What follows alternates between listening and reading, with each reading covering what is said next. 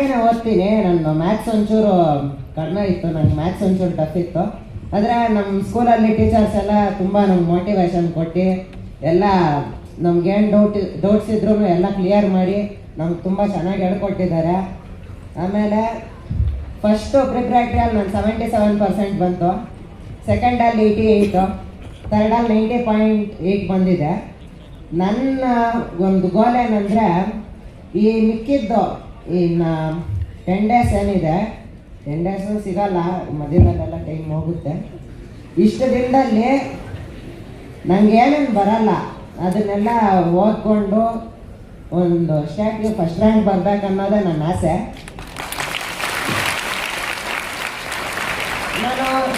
ನಾನು ಮ್ಯಾಥ್ಸಲ್ಲಿ ಒಂಚೂರು ವೀಕ್ ಇದ್ದೆ, ಆವಾಗ ನನ್ನ ಕೈಯಲ್ಲಿ ಆಗುತ್ತೋ ಇಲ್ಲೋ, ಎಲ್ಲ ನಾನು ಓದಿದ್ರು ಮ್ಯಾಥ್ಸಲ್ಲಿ ಕಮ್ಮಿ ಬರುತ್ತೆ, ಅದರಿಂದ ಮಾರ್ಕ್ಸ್ ಹೊರಟೋಗುತ್ತೆ ಅಂತೆಲ್ಲ ನನಗೊಂದು ಭಯ ಇತ್ತು. ಪ್ರದೀಪ್ ಈಶ್ವರ್ ಸರ್ ಅವರು ತುಂಬ ಚೆನ್ನಾಗಿ ಮಾತಾಡಿದ್ರು. ಫಸ್ಟ್ ಅವ್ರ ಮಾತುಗಳು ತುಂಬ ಕೇಳಿಸ್ಕೊಂಡಿದ್ದೀನಿ. ಅವ್ರ ಮೋಟಿವೇಶನ್ನು ತುಂಬ ಮೋಟಿವೇಟ್ ಮಾಡೋರು. ಒಂದು ಬಿಲೋ ಆವ್ರೇಜ್ ಸ್ಟೂಡೆಂಟನ್ನು ಟಾಪರ್ ಆಗೋ ಹಂಗೆ ಅವ್ರು ಮಾತಾಡ್ತಾರೆ.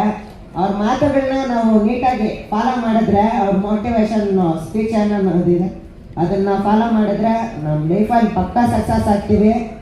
ಆಮೇಲೆ ನನ್ನ ಮೇಜರ್ ಗೋಲ್ ಬಂದು ನಾನು ಒಬ್ಬ ಕ್ರಿಕೆಟರ್ ಆಗಬೇಕು ಅಂತ. ಆದರೆ ಮನೇಲಿ ಎಲ್ಲರೂ ಚೆನ್ನಾಗಿ ಚೆನ್ನಾಗೇ ಓದ್ತೀನಿ. ನಾನು ಫಸ್ಟಿಂದನೂ ಚೆನ್ನಾಗೇ ಓದ್ಕೊಂಡೇ ಬಂದಿದ್ದೀನಿ. ಅದಕ್ಕೆ ಓದಿ ಏನಾದರೂ ಒಂದು ಸಾಧನೆ ಮಾಡುವಂತ. ನನಗೆ ಇಂಜಿನಿಯರು, ಡಾಕ್ಟರು ಇದೆಲ್ಲ ಆಗೋದ್ರಲ್ಲಿ ಅಷ್ಟೊಂದು ಇಂಟ್ರೆಸ್ಟ್ ಇಲ್ಲ. ಯಾಕಂದರೆ ಇವಾಗ ಇಂಜಿನಿಯರಿಂಗ್ಗೆ ಜಾಸ್ತಿ ವೇಕೆನ್ಸಿ ಇಲ್ಲ. ನೀವು ನೋಡ್ಬೋದು ಕಾಲೇಜಸಲ್ಲಿ ಇಂಜಿನಿಯರಿಂಗ್ ಕೋರ್ಸೇ ಜಾಸ್ತಿ ಮಾಡ್ತಾರೆ, ಡಾಕ್ಟರ್ ಕೋರ್ಸೇ ಜಾಸ್ತಿ ಮಾಡ್ತಾರೆ. ಆ ಥರ ಇವಾಗ ಒಂದು 10,000 ಜನ ಸ್ಟೂಡೆಂಟ್ಸ್ ಇದ್ದಾರೆ ಅಂದರೆ ಅದರಲ್ಲಿ ಒಂದು 8,000 ಜನ ಡಾಕ್ಟರ್ಸು ಇಂಜಿನಿಯರ್ಸೇ ಆಗ್ತಾರೆ. ಈ ಟೈಮಲ್ಲಿ ಕೆಲಸದ್ದು ಒಂದು ಪೋಸ್ಟ್ ಕಮ್ಮಿ ಇರುತ್ತೆ. ಎಷ್ಟೊಂದು ಜನ ಇಂಜಿನಿಯರ್ಸ್ ಇವಾಗ ಅನ್ಎಂಪ್ಲಾಯ್ಡ್ ಆಗಿ ಮನೆಗಳಲ್ಲೇ ಇದ್ದಾರೆ, ನಮ್ಮ ಸುತ್ತಮುತ್ತನೇ ನಾವು ನೋಡ್ಬೋದು. ಆದ್ದರಿಂದ ಆದಷ್ಟು ಈ ಇಂಜಿನಿಯರಿಂಗು, ಡಾಕ್ಟ್ರು ಇದೆಲ್ಲದಕ್ಕಿಂತ ಬೇರೆ ಏನಾದರೂ ಡಿಫ್ರೆಂಟ್ ಆಗಿರೋ ಕೋರ್ಸನ್ನು ಆಯ್ಕೆ ಮಾಡಿರಿ. ಅಂದರೆ ನಾನಿವಾಗ ಚೆನ್ನಾಗಿ ಓದ್ಕೊಂಡು ಒಬ್ಬ ಸೈಂಟಿಸ್ಟ್ ಆಗ್ಬೇಕು ಅಂದ್ಕೊಂಡಿದ್ದೀನಿ.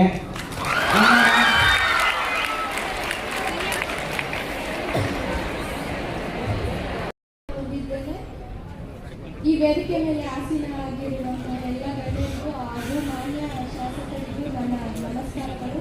ನಿಮಗೂ ಸಹ ನನ್ನ ನಮಸ್ಕಾರಗಳು.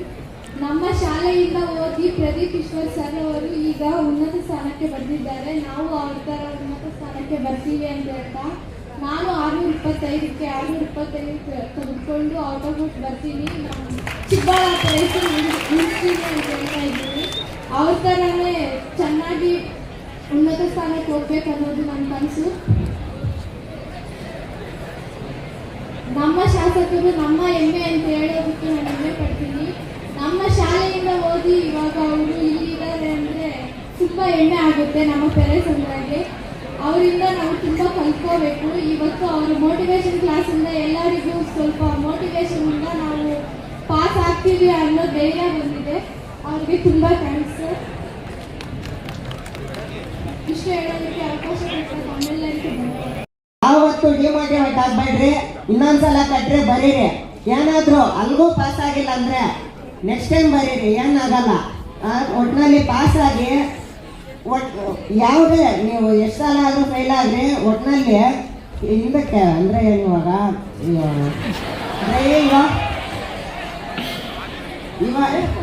ಇವಾಗೆಲ್ಲ ಸ್ಟೂಡೆಂಟ್ಸ್ಗೆಲ್ಲ ಜಾಸ್ತಿ ಆಪ್ಷನ್ಸ್ ಕಾಣಿಸ್ತವೆ. ನಾವು ಡ್ರೈವಿಂಗ್ ಹೋಗ್ಬೋದು, ಇದು ಕೆಲವು ಈ ಜಲ್ಲಿ ಕ್ರಷರ್ಗಳಲ್ಲೆಲ್ಲ ಅಕೌಂಟೆಂಟ್ ಕೆಲಸಗಳು ಎಲ್ಲ ಇರ್ತವೆ. ಇಂಥ ಕೆಲಸಗಳು ಮಾಡಿಕೊಂಡು ನಾವು ನಮ್ಮ ಲೈಫನ್ನು ಕಟ್ಕೊಳ್ಬೋದು ಅಂದ್ಕೊಂಡಿರ್ತಾರೆ. ಆದರೆ ಮುಂದಕ್ಕೆ ಇದರಿಂದ ಬರೋ ಸಂಬಳ ತುಂಬ ಕಮ್ಮಿ ಆಗುತ್ತೆ. ಆಮೇಲೆ ಇವಾಗ ನಮ್ಮ ನ್ಯಾಚುರಲ್ ರಿಸೋರ್ಸಸ್ ತುಂಬ ಯೂಸ್ ಮಾಡ್ಕೊತಾ ಇದ್ದಾರೆ. ಇದು ಇದಕ್ಕೂ ಒಂದು ಇದೆ, ಇದು ಎಕ್ಸಾಸ್ಟೇಬಲ್ ರಿಸೋರ್ಸು. ಆಮೇಲೆ ನಾವು ಮೇಯ್ನ್ ಓದೋದು ಏನಕ್ಕಂದರೆ, ನೀವು ಚೆನ್ನಾಗಿ ಓದಿದ್ದೀರಾ ಅಂದರೆ ನಿಮ್ಗೇನೋ ಒಂದು ಕೆಲಸ ಸಿಕ್ಕೇ ಸಿಗುತ್ತೆ. ನೀವೆಲ್ಲಾದರೂ ಹೋಗ್ರಿ, ನಿಮ್ಗೆ ವಿದ್ಯೆ ಐತಂದರೆ ಗೆಲ್ತೀರಾ. ಇವಾಗ ನೀವು ಯಾವ ನಿಮ್ಗೆ ಲ್ಯಾಂಗ್ವೇಜ್ ನಮಸ್ಕಾರಗಳು. ಈ ಪ್ರೋಗ್ರಾಮ್ನ ಹಮ್ಮಿಕೊಂಡಿರ್ತಕ್ಕಂತಹ ಎಜುಕೇಷನ್ ಏನು ಒಂದು ಸಿಸ್ಟಮ್ ಇದೆ, ಅವ್ರಿಗೂ ಸಹ ನಾನು ಥ್ಯಾಂಕ್ಸ್ನ ಹೇಳಲಿಕ್ಕೆ ಇಷ್ಟಪಡ್ತೀನಿ. ಫಸ್ಟ್ ಆಫ್ ಆಲ್ ನಮ್ಮ ಮಾನ್ಯ ಶಾಸಕರಾಗಿರ್ತಕ್ಕಂಥ MLA ಪ್ರದೀಪ್ ಈಶ್ವರ್ ಸರ್ ಅವರು ಮುಂಚೆನೇ ಹೇಳಿದಾಗ ಎಜುಕೇಷನ್ ಎಷ್ಟು ಇಂಪಾರ್ಟೆಂಟು, ಎಜುಕೇಷನಿಂದ ನಾವು ಕಲಿತಕ್ಕಂಥ ಮೌಲ್ಯಗಳೇನು ಅಂತೆಲ್ಲ ಕಲಿಸ್ಕೊಟ್ಟಿದ್ದಾರೆ. ಅವ್ರಿಗೂ ಸಹ ನನ್ನ ಥ್ಯಾಂಕ್ಸ್. ಅವರಿಂದ ನಾನು ತುಂಬ ಕಲಿತಿದ್ದೇನೆಂದರೆ ಯಾವುದೇ ಒಂದು ಪರಿಸ್ಥಿತಿಗಳು ಬಂದರೂ ಸಹ ಧೈರ್ಯವಾಗಿ ಮುನ್ನಡೆಯಬೇಕು, ಏನು ಸಂಕಲ್ಪವನ್ನು ಹೊಂದಿರಬೇಕು, ಯಾವುದಕ್ಕೂ ಅಷ್ಟೇ ಭಯ ಪಡದೆ ಅಷ್ಟೇ ಚೆನ್ನಾಗಿ ನಮ್ಮ ಒಂದು ಗುರಿಯನ್ನು ತಲುಪಬೇಕು ಅಂತ ತಿಳ್ಕೊಂಡ್ವಿ. So thank you sir.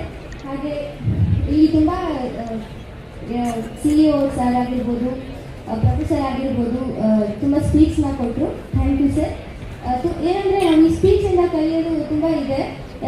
ಯಾರು ಏನೋ ಕಲಿಯದೆ ಸುಮ್ಮನೆ ಇಲ್ಲಿ ಬಂದು ಕೂತಿಲ್ಲ, ಏನೋ ಮೋಟಿವೇಶನ್ಗಾಗಿ ಕೂತಿದ್ದೀವಿ.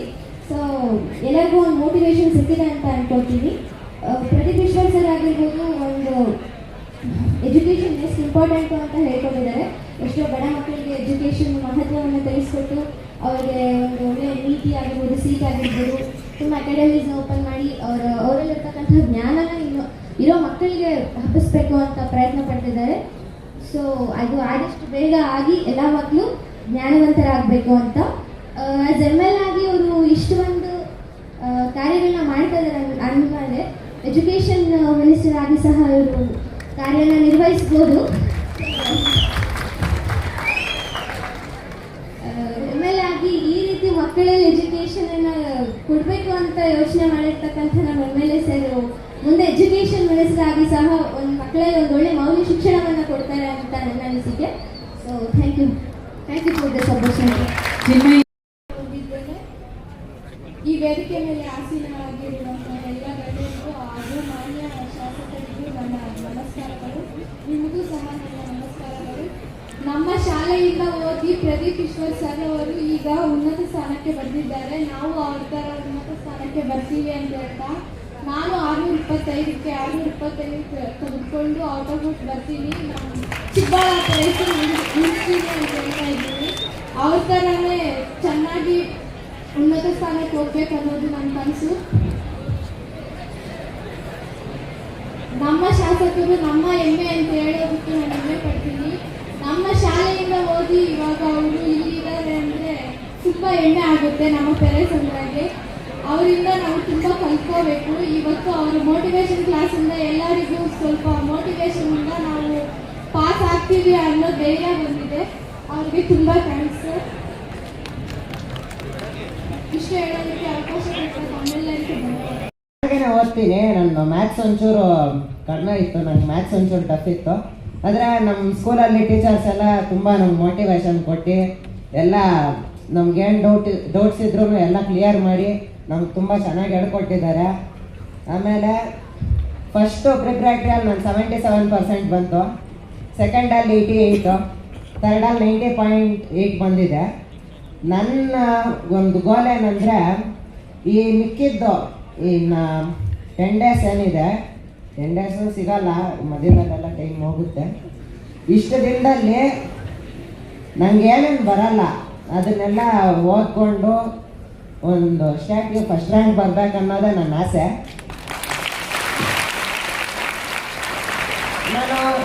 ನಾನು ಮ್ಯಾಥ್ಸಲ್ಲಿ ಒಂಚೂರು ವೀಕ್ ಇದ್ದೆ. ಆವಾಗ ನನ್ನ ಕೈಯಲ್ಲಿ ಆಗುತ್ತೋ ಇಲ್ಲೋ, ಎಲ್ಲ ನಾನು ಓದಿದ್ರು ಮ್ಯಾಥ್ಸಲ್ಲಿ ಕಮ್ಮಿ ಬರುತ್ತೆ, ಅದರಿಂದ ಮಾರ್ಕ್ಸ್ ಹೊರಟೋಗುತ್ತೆ ಅಂತೆಲ್ಲ ನನಗೊಂದು ಭಯ ಇತ್ತು. ಪ್ರದೀಪ್ ಈಶ್ವರ್ ಸರ್ ಅವರು ತುಂಬ ಚೆನ್ನಾಗಿ ಮಾತಾಡಿದ್ರು. ಫಸ್ಟು ಅವ್ರ ಮಾತುಗಳು ತುಂಬ ಕೇಳಿಸ್ಕೊಂಡಿದ್ದೀನಿ. ಅವ್ರ ಮೋಟಿವೇಶನ್ನು ತುಂಬ ಮೋಟಿವೇಟ್ ಮಾಡೋರು. ಒಂದು ಬಿಲೋ ಆವ್ರೇಜ್ ಸ್ಟೂಡೆಂಟನ್ನು ಟಾಪರ್ ಆಗೋ ಹಂಗೆ ಅವ್ರು ಮಾತಾಡ್ತಾರೆ. ಅವ್ರ ಮಾತುಗಳನ್ನ ನಾವು ನೀಟಾಗಿ ಫಾಲೋ ಮಾಡಿದ್ರೆ, ಅವ್ರ ಮೋಟಿವೇಶನ್ ಸ್ಪೀಚ್ ಅನ್ನೋದಿದೆ ಅದನ್ನು ಫಾಲೋ ಮಾಡಿದ್ರೆ ನಮ್ಮ ಲೈಫಲ್ಲಿ ಪಕ್ಕಾ ಸಕ್ಸಸ್ ಆಗ್ತೀವಿ. ಆಮೇಲೆ ನನ್ನ ಮೇಜರ್ ಗೋಲ್ ಬಂದು ನಾನು ಒಬ್ಬ ಕ್ರಿಕೆಟರ್ ಆಗಬೇಕು ಅಂತ. ಆದರೆ ಮನೇಲಿ ಎಲ್ಲರೂ ಚೆನ್ನಾಗಿ ಚೆನ್ನಾಗೇ ಓದ್ತೀನಿ. ನಾನು ಫಸ್ಟಿಂದನೂ ಚೆನ್ನಾಗೇ ಓದ್ಕೊಂಡೇ ಬಂದಿದ್ದೀನಿ. ಅದಕ್ಕೆ ಓದಿ ಏನಾದರೂ ಒಂದು ಸಾಧನೆ ಮಾಡುವಂತ. ನನಗೆ ಇಂಜಿನಿಯರು, ಡಾಕ್ಟರು ಇದೆಲ್ಲ ಆಗೋದ್ರಲ್ಲಿ ಅಷ್ಟೊಂದು ಇಂಟ್ರೆಸ್ಟ್ ಇಲ್ಲ. ಯಾಕಂದರೆ ಇವಾಗ ಇಂಜಿನಿಯರಿಂಗ್ಗೆ ಜಾಸ್ತಿ ವೇಕೆನ್ಸಿ ಇಲ್ಲ. ನೀವು ನೋಡ್ಬೋದು ಕಾಲೇಜಸಲ್ಲಿ ಇಂಜಿನಿಯರಿಂಗ್ ಕೋರ್ಸೇ ಜಾಸ್ತಿ ಮಾಡ್ತಾರೆ, ಡಾಕ್ಟರ್ ಕೋರ್ಸೇ ಜಾಸ್ತಿ ಮಾಡ್ತಾರೆ. ಆ ಥರ ಇವಾಗ ಒಂದು 10,000 ಜನ ಸ್ಟೂಡೆಂಟ್ಸ್ ಇದ್ದಾರೆ ಅಂದರೆ ಅದರಲ್ಲಿ ಒಂದು 8,000 ಜನ ಡಾಕ್ಟರ್ಸ್ ಇಂಜಿನಿಯರ್ಸ್ ಆಗ್ತಾರೆ. ಈ ಟೈಮಲ್ಲಿ ಕೆಲಸದ್ದು ಏನು ಒಂದು ಪೋಸ್ಟ್ ಕಮ್ಮಿ ಇರುತ್ತೆ. ಎಷ್ಟೊಂದು ಜನ ಇಂಜಿನಿಯರ್ಸ್ ಇವಾಗ ಅನ್ಎಂಪ್ಲಾಯ್ಡ್ ಆಗಿ ಮನೆಗಳಲ್ಲೇ ಇದ್ದಾರೆ, ನಮ್ಮ ಸುತ್ತಮುತ್ತನೇ ನಾವು ನೋಡ್ಬೋದು. ಆದ್ದರಿಂದ ಆದಷ್ಟು ಈ ಇಂಜಿನಿಯರಿಂಗು, ಡಾಕ್ಟ್ರು ಇದೆಲ್ಲದಕ್ಕಿಂತ ಬೇರೆ ಏನಾದರೂ ಡಿಫ್ರೆಂಟ್ ಆಗಿರೋ ಕೋರ್ಸನ್ನು ಆಯ್ಕೆ ಮಾಡಿರಿ. ಅಂದರೆ ನಾನು ಇವಾಗ ಚೆನ್ನಾಗಿ ಓದ್ಕೊಂಡು ಒಬ್ಬ ಸೈಂಟಿಸ್ಟ್ ಆಗ್ಬೇಕು ಅಂದ್ಕೊಂಡಿದ್ದೀನಿ.